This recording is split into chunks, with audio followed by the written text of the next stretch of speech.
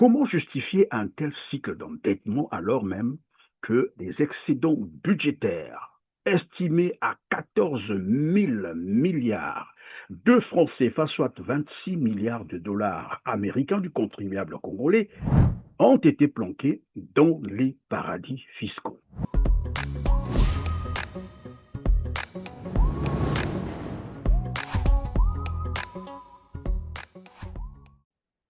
Vous êtes bel et bien sur R7 si vous le rejoignez. Mesdames, Messieurs, merci de suivre cet édito. Il ne s'agit ici que d'un rappel ou d'une découverte pour certains, pourquoi pas.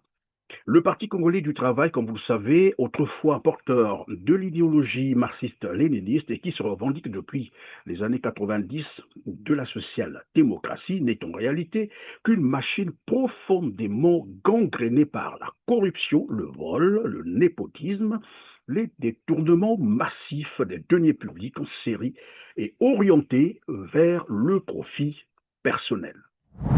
Certains d'entre eux, pourtant issus des familles pauvres ou de simples fonctionnaires, ont accumulé de façon frauduleuse des richesses atteignant plusieurs milliards de dollars. Nous parlons bien de plusieurs milliards de dollars.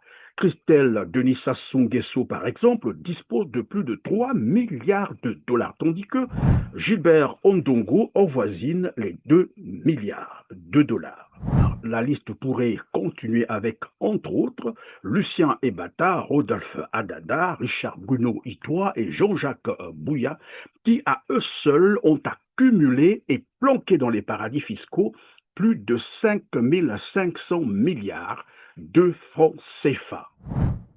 Révélation à la une du quotidien français Le Monde, avec moult détails à l'appui. Le pétrole congolais s'évapore dans les paradis fiscaux. Le clan de Denis Sassou Nguesso éclaboussé par le scandale des Panama Papers. Le premier homme qui apparaît dans cette enquête, c'est Lucien Ebata, homme d'affaires à la tête d'Orion Group, société de trading pétrolier. Elle est établie en Suisse, immatriculée aux Seychelles par la firme Mossack Fonseca. Mossack Fonseca, la firme au cœur du scandale des comptes offshore. Certains de mes clients pour l'Afrique me règlent cash, car les virements prennent du temps.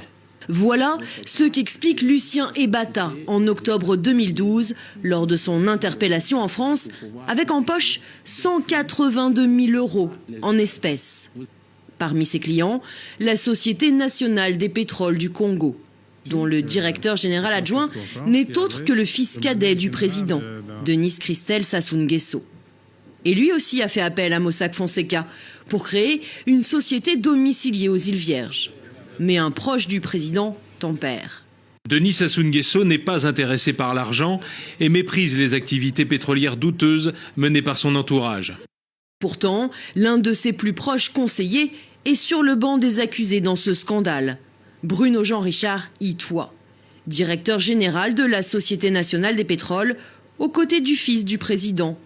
Il a déjà été mêlé à de gros détournements de fonds via des sociétés fictives. Même si depuis l'affaire des biens mal acquis, la famille Sassou Nguesso tente de prendre plus de précautions, il ne fait aucun doute que tous ces montages offshore permettent la subtilisation d'une partie de la manne pétrolière du Congo. Le Parti congolais du travail, vous pouvez le constater sur le terrain, est un régime ayant systématisé le détournement des ressources nationales, affaibli l'économie du pays et instauré une gouvernance fondée sur un endettement excessif. C'est le point central de cet éditorial. Analyser pourquoi le tyran Sassou Nguesso maintient-il délibérément le Congo dans une situation de surendettement chronique. Cette approche s'inscrit, croyez-moi, dans une stratégie politique machiavélique comme vous allez le découvrir dans les développements qui vont suivre.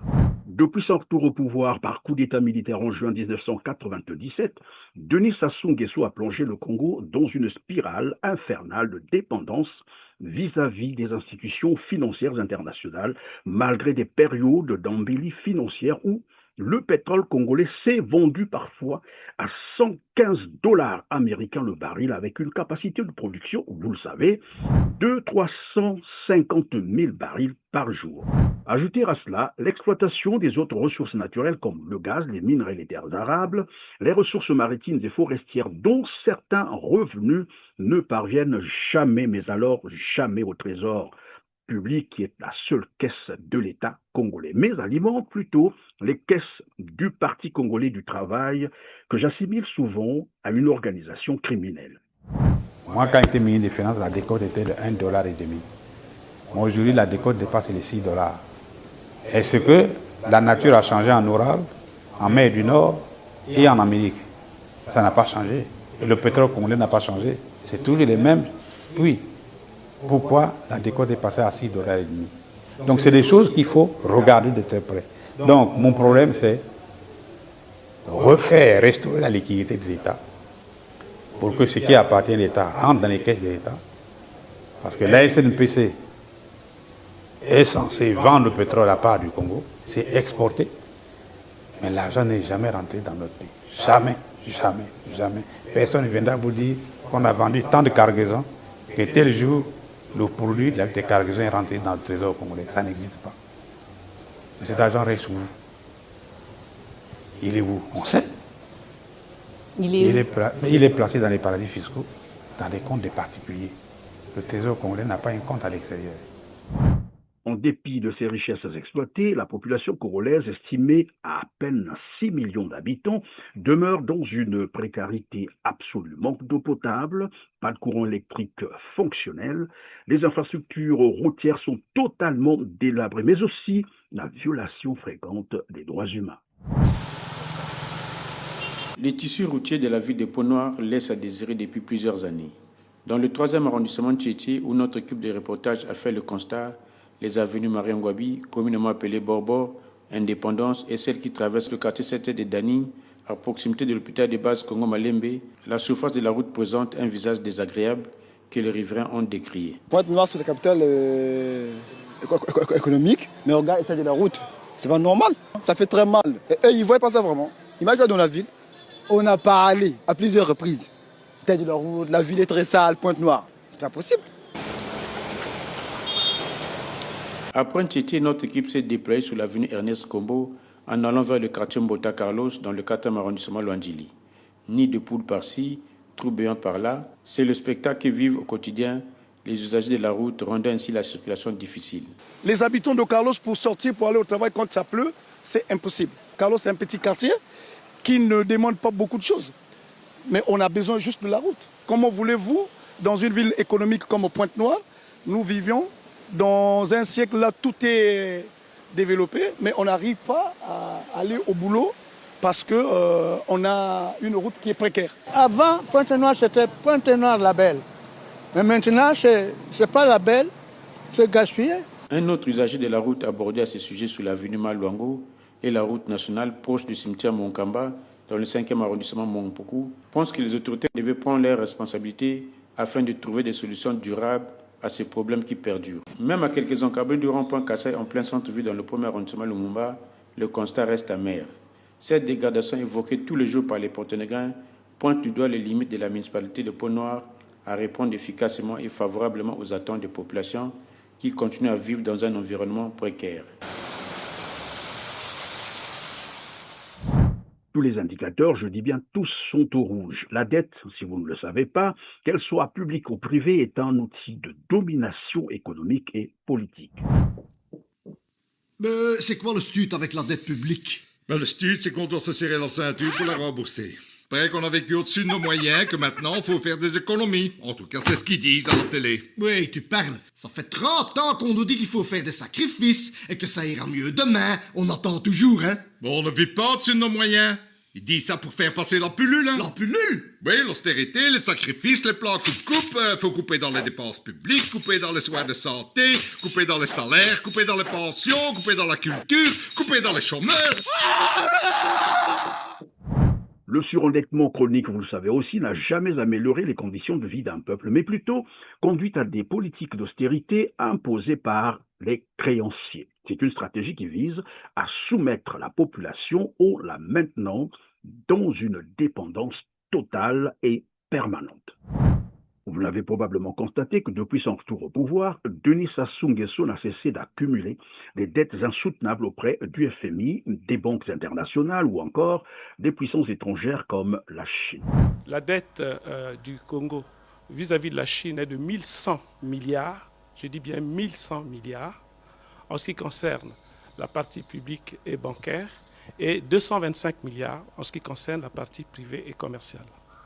Donc au total, en gros, 1300 milliards de francs CFA que nous devons à notre partenaire et pays ami, la République populaire de Chine, pour l'ensemble des travaux que vous voyez dans tout Brazzaville. La corniche, les tours jumelles, la nationale 1, et j'en passe, et le ministre Bouyam à gauche est plus capable d'ailleurs, plus apte à vous citer l'ensemble de la contrepartie de cette dette. En parallèle, les recettes pétrolières du Congo, qui constituent environ 80% des revenus économiques du pays, sont détournées et planquées dans les paradis fiscaux. Quand nous arrivons à la fin de chaque mois et que nous nous retrouvons avec un service de la dette plus élevé que les ressources que nous avons, près de 350 milliards de francs CFA, rien que pour toutes les dépenses, avec des pics parfois de 150-180 milliards de francs CFA pour la dette, face à des ressources mensuelles qui avoisinent 120 milliards, vous comprenez que nous ayons des difficultés. Pendant cette période, donc, on a vu s'accumuler les arriérés des salaires et des émoluments. À cela s'ajoute un eurobond récemment émis par le gouvernement congolais qui lui a permis de lever 670 millions de dollars, soit environ 400 milliards de francs CFA. Comment justifier un tel cycle d'endettement alors même que des excédents budgétaires estimés à 14 000 milliards de francs CFA, soit 26 milliards de dollars américains du contribuable congolais, ont été planqués dans les paradis fiscaux?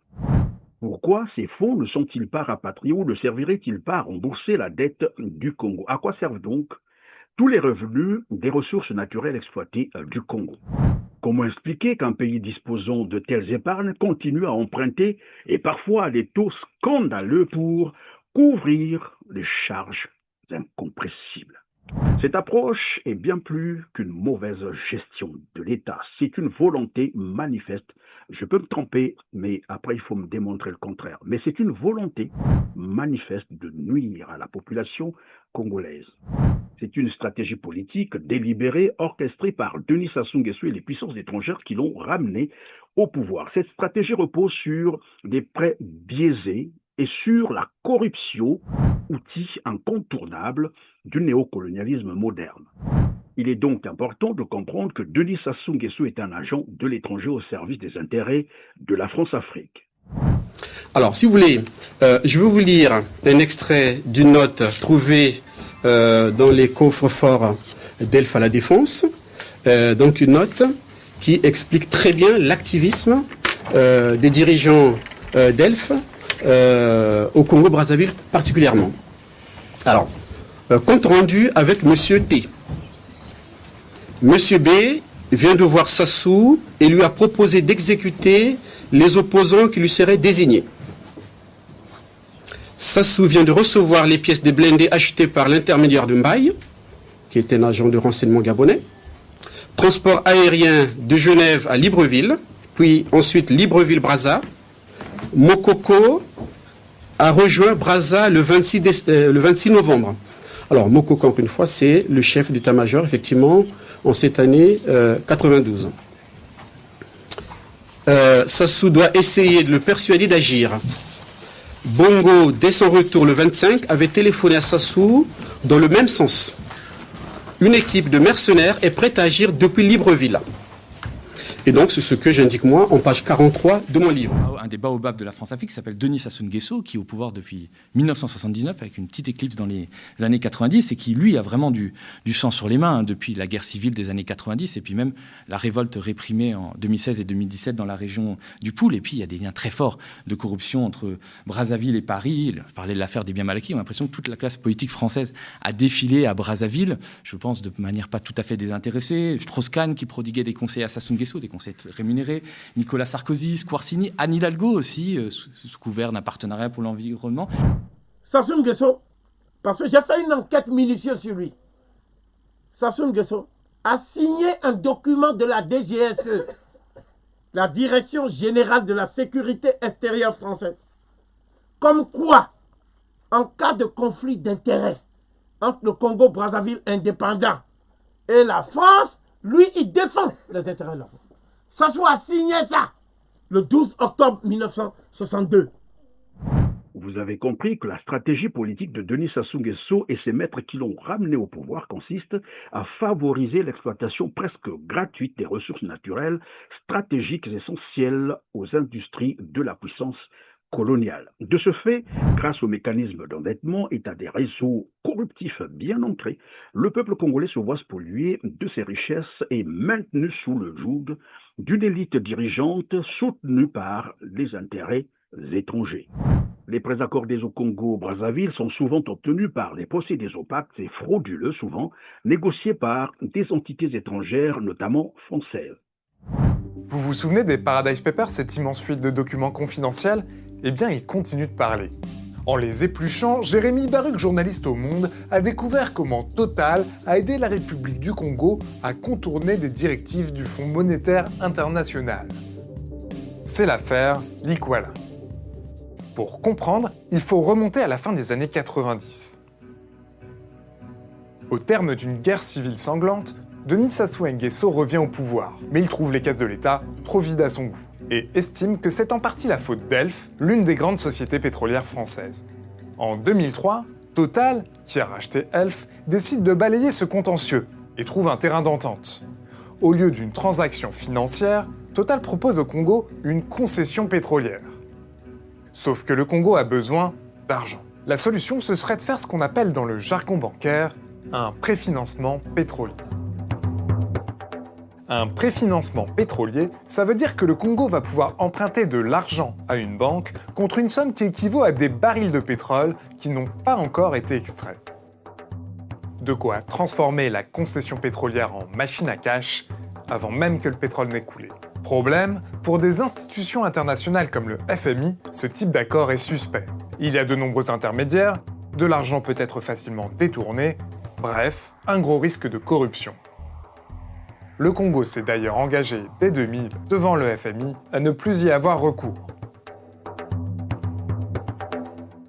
Et c'est là qu'apparaît l'affaire Likwala. Pour échapper au radar du FMI, Total a imaginé un montage offshore complexe afin de dissimuler un tel préfinancement. Et bien qu'elle s'en défende, Total est la pierre angulaire de ce montage. C'est ce que prouvent tous les documents auxquels le monde a eu accès.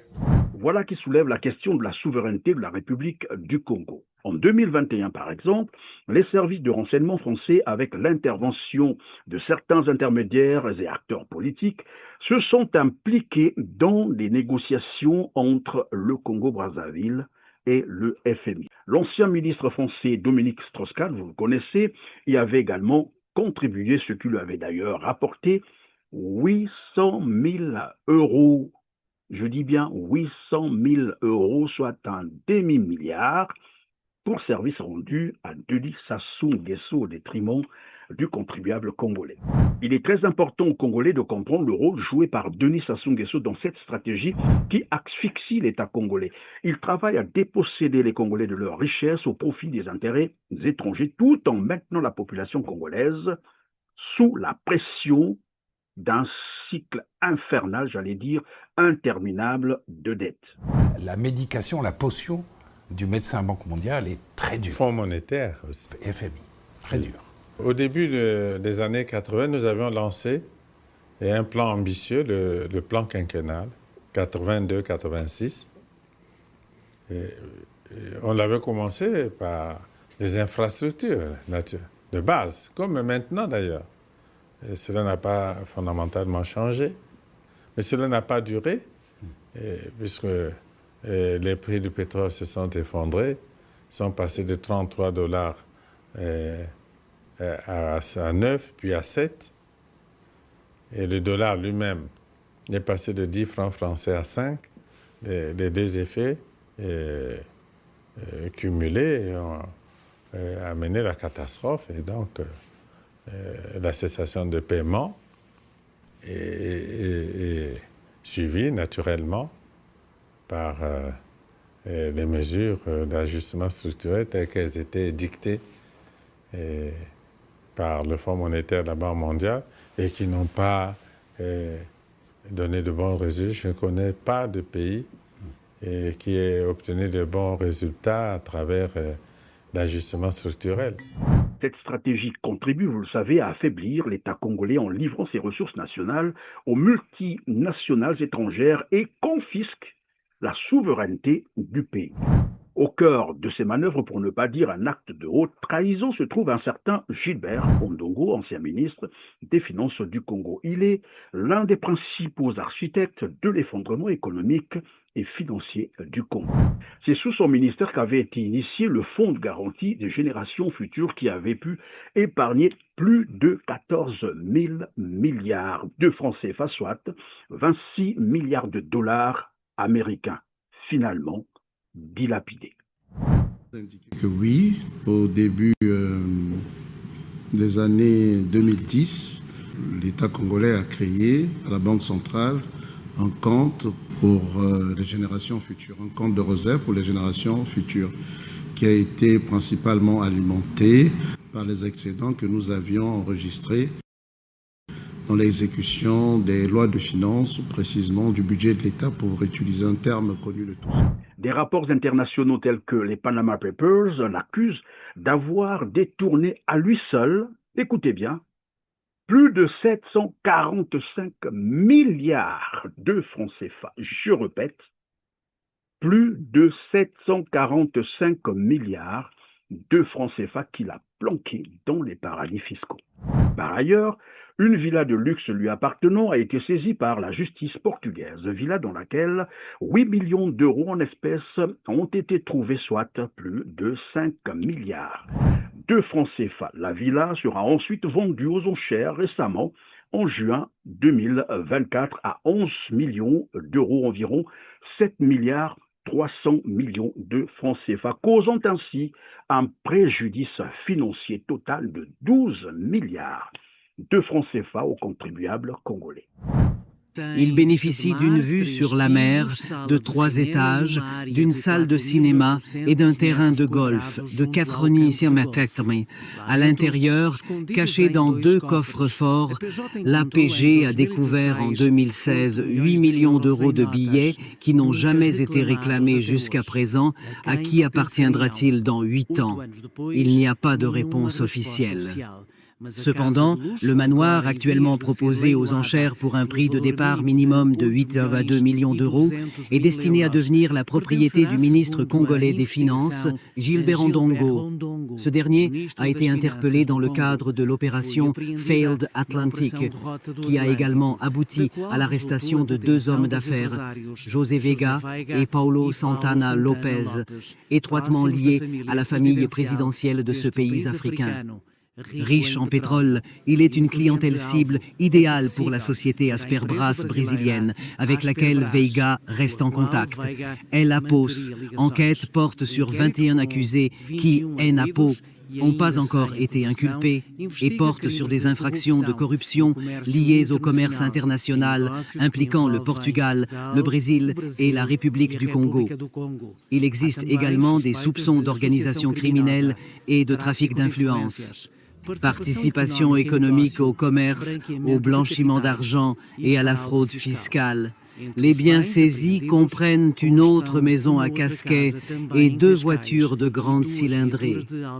Cette Porsche, par exemple, d'une valeur de près de 80 000 euros, qui est désormais également en vente aux enchères électroniques, appartiendra, selon Journal Publico, à José Veiga, déjà placé en garde à vue. Le luxueux cabriolet Bentley, estimé à une valeur avoisinant 160 000 euros, proviendra du partenaire d'affaires Polo Santana Lopez. Ce véhicule prestigieux sera disponible à l'achat au cours des 4 prochains jours. Malgré tous ces scandales financiers révélés par les rapports internationaux, Gilbert Ondongo n'a jamais été inquiété par la justice congolaise. Et d'ailleurs, il continue d'exercer en tant que conseiller spécial de Denis Sassou Nguesso. Cela démontre que ces malversations financières sont commises avec la bénédiction du tyran de Brazzaville. Où va l'argent des générations futures? Je vais poser les 3 questions, une question et une réponse. Où va l'argent des générations futures? Si les générations futures, c'est qu'il est pour les générations futures est gardé pour cela. Et on ne va pas donner à cette demoiselle, non? Il existe une réserve aujourd'hui pour ces générations futures, Monsieur le Président? Mais c'est l'objet, non, du projet. Réserve pour les générations futures, oui.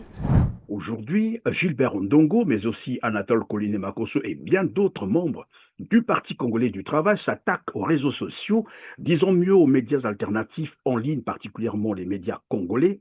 C'est clair, ça peut se comprendre, mais simplement parce que ces derniers révèlent des vérités que les médias traditionnels congolais feignent d'ignorer.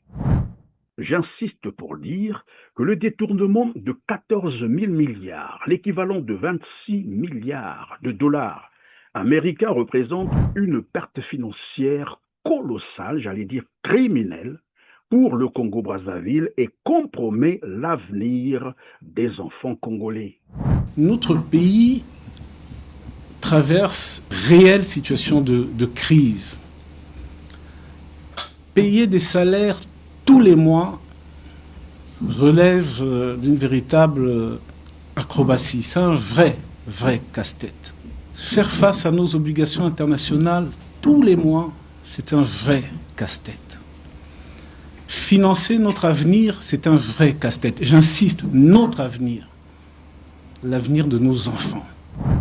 Ce montant astronomique volé correspond à environ 7 années budgétaires du Congo. Est-ce que vous avez compris?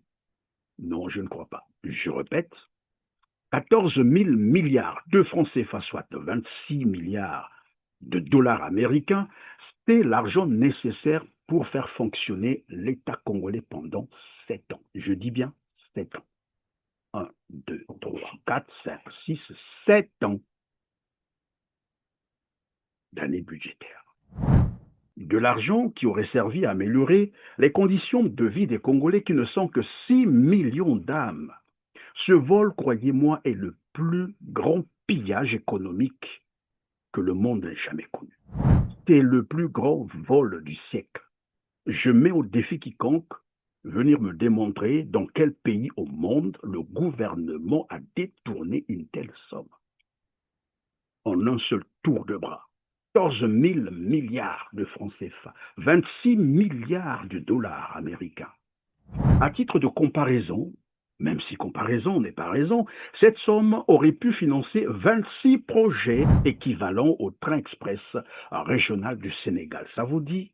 Dont la première phase, Dakar-Diamadiou aéroport, a coûté environ 1 milliard de dollars.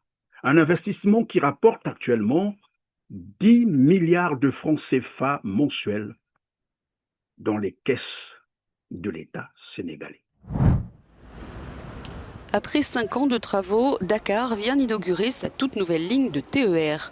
Objectif du train express régional, désengorger la circulation de la métropole sénégalaise.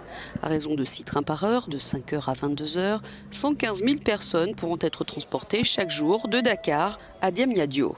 La construction du TER et de ces nouveaux rails a impliqué une vingtaine d'entreprises françaises, dont Eiffage, Engie, Thales, SNCF, mais aussi turques et sénégalaises. Le projet aura coûté plus d'1 milliard d'euros. Avec cet exemple de développement réussi au Sénégal, nous pouvons mieux évaluer l'étendue du drame que représente aujourd'hui le chemin de fer Congo-Océan, le CFCO. Autrefois épine dorsale de l'économie congolaise, actuellement abandonnée et réduite à l'état de ruine. Toutes les gares ferroviaires ou presque sont totalement délabrées, la voie ferroviaire impraticable. Les cheminots accusent jusqu'à 40 mois de salaire impayés. Cette infrastructure qui a pourtant coûté la vie à plus de 20 000 Congolais pour sa construction a été réduite à néant par une gestion désastreuse et des politiques irresponsables plongeant le pays davantage dans un chaos économique et financier.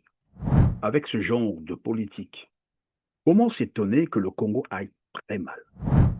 14 000 milliards de francs CFA, 26 milliards de dollars américains correspondent aussi à la construction de 270 universités similaires à l'université Cheikh Anta Diop du Sénégal qui, pour rappel, a coûté environ 80 millions d'euros, soit 52 milliards de francs CFA s'étendant sur 100 hectares avec une capacité d'accueil de 60 000 étudiants.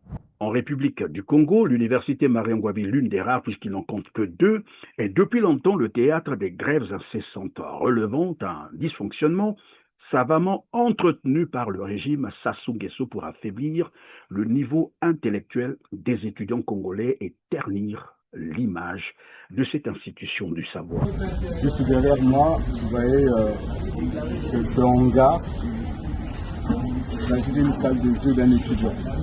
Un étudiant qui traverse des moments assez difficiles et finalement qui a décidé au sein même du campus de mettre en place cette salle de jeu.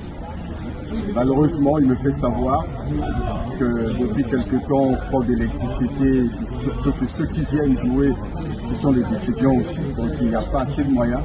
Donc la situation devient de plus en plus difficile pour les étudiants. Voilà, regarde.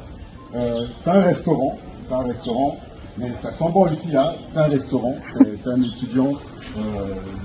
Il est lui-même là, c'est un homme fort, hein. C'est un homme fort. C'est du saka, du riz. Voilà, ça c'est les haricots. Ici, le riz, et ça c'est du saka. Et on constate là-bas, il y a du poulet. Donc, c'est un restaurant qui appartient à un étudiant. Et toujours dans la suite un peu de ce que je vous disais tout à l'heure. C'est un étudiant, comme tous les autres d'ailleurs, qui est au campus, mais qui traverse des moments assez difficiles. Pareil pour les étudiants congolais orientés à l'étranger qui n'échappent pas à la règle, comme en témoigne la situation des étudiants congolais en Russie. Avant de quitter Moscou, le président Denis Sassou Nguesso a eu une rencontre citoyenne avec la communauté congolaise, composée essentiellement du personnel diplomatique, des étudiants et stagiaires. Le président de la communauté des étudiants congolais, Grace Ndongo, n'a pas utilisé la langue de bois pour évoquer les problèmes auxquels ils sont confrontés. Mais l'opération d'enrôlement en vue de l'établissement des passeports et le processus de la paye de la bourse ont été plus qu'un ouf de soulagement pour ces étudiants qui ont fini par témoigner leur gratitude au chef de l'État. Vous avez connaissance des problèmes auxquels est confrontée la communauté congolaise en Fédération de Russie, à savoir le renouvellement des passeports, le paiement de la bourse aux étudiants et en perspective l'acquisition des billets de rapatriement, ceci malgré la conjoncture économique difficile. Et il ne faut pas croire que les quelques difficultés que vous pouvez rencontrer, retard de la bourse, etc., elles ne sont pas propres aux étudiants. Elles ne sont pas propres aux étudiants. Parce que le pays connaît une conjoncture difficile. Nous allons surmonter, et cela je vous le promets, nous allons surmonter ces difficultés-là pour relancer notre pays sur le chemin de la croissance, sans aucun doute. Mais pendant cette période difficile, on se serre un peu la ceinture. C'est valable pour vous, comme pour les parents qui sont restés au pays. Et il y a des moments, le président, chaque fin de mois, il perd le sommeil pour voir comment rassembler quelques bouts, payer quelques salaires de fonction publique. Parfois, on paye à tour de rôle. Il y a un premier noyau, puis un deuxième, puis un troisième. 14 000 milliards de francs CFA, l'équivalent de 26 milliards de dollars américains, c'est aussi 28 années, écoutez bien, de salaire et pension de toute la fonction publique dilapidée. Est-ce que vous avez compris? Non, je ne pense pas. Je répète, 14 000 milliards de francs CFA, c'est aussi 28 années de salaire et de pension de toute la fonction publique dilapidée. Pour vous en convaincre, il vous suffit de consulter le projet de loi des finances 2026 du Congo-Brazzaville, bien entendu, déjà disponible en ligne. Vous constaterez que la masse salariale de toute la fonction publique, je dis bien toute la fonction publique, est estimée à 435 milliards de francs CFA. Ajoutez à cela les 66 milliards de francs CFA consacrés aux pensions des retraités, soit un total de 501 milliards de francs CFA annuels. Divisez donc 14 000 milliards de francs CFA par 501 milliards, vous obtiendrez 28. Donc, 28 années de salaire et pension de la fonction publique détournée d'un simple tour de bras par Denis Sassou Nguesso et sa bande sans ménagement. Tenez-vous tranquille, en dehors des 14 000 milliards de francs CFA dilapidés et d'autres scandales de détournement de données publiques bien connus des Congolais dont les auteurs courent librement la capitale, Denis Sassou Nguesso détourne en outre 250 millions de dollars, l'équivalent de 150 milliards de francs CFA chaque année des revenus pétroliers du Congo depuis son retour au pouvoir par les armes. Vous avez compris pourquoi il est revenu par les armes au pouvoir? Il est reproché au président Denis Sassou Nguesso le fait d'avoir dissimulé des avoirs dans une société offshore créée en 1998 dans les îles Vierges britanniques. Économiste et statisticien, avant d'être homme politique, Clément Mirassa a, sur son bureau à domicile, un document comportant les révélations des Pandera Papers. Et on se rend compte que nous avons véritablement des problèmes parce que les gouvernants de nos pays sont dans des situations extrêmement dangereuses. Ils sont dans des situations paradoxales, parlant du développement et adoptant des attitudes contre le développement. Clément Mirassa salue la démarche des journalistes d'investigation à l'origine de l'enquête. Et en ce qui me concerne, je pense que pour faire de la lumière, il faut que le Parlement congolais ouvre une enquête judiciaire contre le président de la République et ça permettra au Congo d'être apaisé. Et je pense aussi que la justice devrait emboîter le pas. Coordonnateur du Cercle des droits de l'homme et de développement, Roch Eloge Nzobo exprime toute sa désolation sur l'évasion fiscale dont le Congo serait victime. Je suis aussi désolé de voir que la République du Congo revient toujours chaque fois qu'il y a des informations liées que ce soit les questions d'évasion fiscale ou de détournement de fonds publics. Cela donne de plus en plus une mauvaise image de notre gouvernement, de nos dirigeants. Selon les observations du cabinet d'audit KPMG, il y a près de 250, ça c'est à partir des chiffres de la SNPC, qui disparaissent chaque année. C'est-à-dire le salaire de l'ensemble des fonctionnaires congolais pendant une année. 250 millions de dollars disparaissent chaque année. Donc quand on convertit en francs CFA, on se rend compte que c'est vraiment le salaire des fonctionnaires congolais pendant une année. Ah donc si on continue à ce rythme-là, et c'est depuis 1998. Hein. Donc depuis que la SNPC a été créée, le chiffre est à peu près le même. En 2004, il a été de 237 millions de dollars. Et donc c'est quasiment le même chiffre chaque année. Donc il faudrait véritablement que les choses changent au Congo, sinon il n'y a vraiment aucun avenir.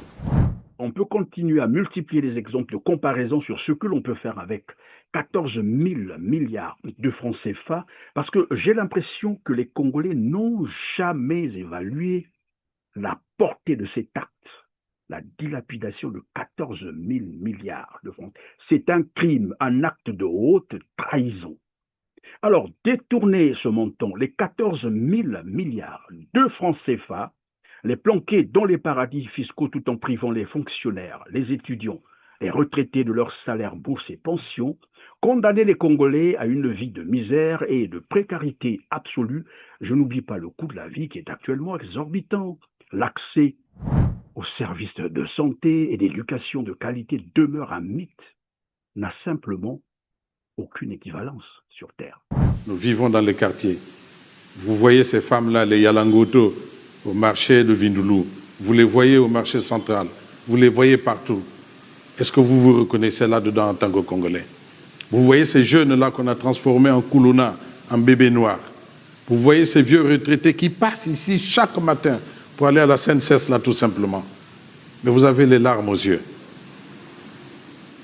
Je connais des fonctionnaires qui sont à la retraite depuis 9 ans, mais qui n'ont pas leur pension de retraite. À qui ça peut faire plaisir? Quand vous dormez chez vous, vous ne savez pas si vous vous leverez demain matin. Parce que les hôpitaux sont devenus des mouroirs. Parce que l'eau dans les robinets, c'est un peu un pipi de chat. Alors dites-moi, cher monsieur, quel Congo nous voulons avoir? Regardez cette jeunesse dont on a tant vanté. Que sont devenus nos jeunes aujourd'hui? Malgré tous ces scandales de vol, corruption, détournement de deniers publics, Denis Sassou Nguesso et ses partisans veulent se maintenir au pouvoir par tous les moyens, y compris par la force, car c'est le seul moyen pour le tyran de Brazzaville d'y accéder et de s'y maintenir. La politique, disait un éminent cadre, consiste à améliorer la vie des citoyens par rapport à la situation initiale qu'on a trouvée à son arrivée. Posons-nous donc la question légitime de savoir ce que Denis Sassou Nguesso a réellement accompli de mieux que ses prédécesseurs. Qu'a-t-il fait de mieux? À l'heure où nous réalisons cet édito, nous sommes le 18 décembre 2025, les fonctionnaires congolais accumulent jusqu'à presque 100 mois d'arriérés de salaire impayés. Les retraités subissent plus de 50 mois d'arriérés de pensions impayées. Les étudiants passent plusieurs années sans toucher leur bourse. Et nombreux sont des enseignants qui restent sans rémunération. Le personnel hospitalier accumule des dizaines de mois d'arriérés de salaire. Des grèves à répétition dans tous les secteurs ou presque de la fonction publique. Des grèves souvent étouffées par la répression policière. Dans ce contexte, comment le Parti congolais du travail peut-il continuer à se réjouir d'un tel bilan? Pour terminer, je voudrais simplement vous rappeler que l'histoire reste entre les mains des peuples. C'est donc aux Congolais de décider s'ils vont continuer avec ce régime colonialiste et de prédation, le PCT, que j'assimile souvent à une organisation criminelle, ou le stopper net pour donner une nouvelle chance au Congo de se refaire. Aujourd'hui, regardez la géopolitique. Les faibles vont disparaître. Ça, il n'y a rien à faire. Soit vous avez confiance en vous, vous développez votre outil, ou bien vous n'avez pas confiance et vous disparaissez. Merci, mesdames, messieurs, de nous avoir suivis. Cliquez sur le petit pouce en l'air juste en bas de la vidéo. Partagez massivement cet édito. Et dites-nous en commentaire ce que vous pensez de ce cycle infernal du surendettement du Congo depuis le retour de Denis Sassou Nguesso au pouvoir par coup d'État militaire. Merci et à très bientôt.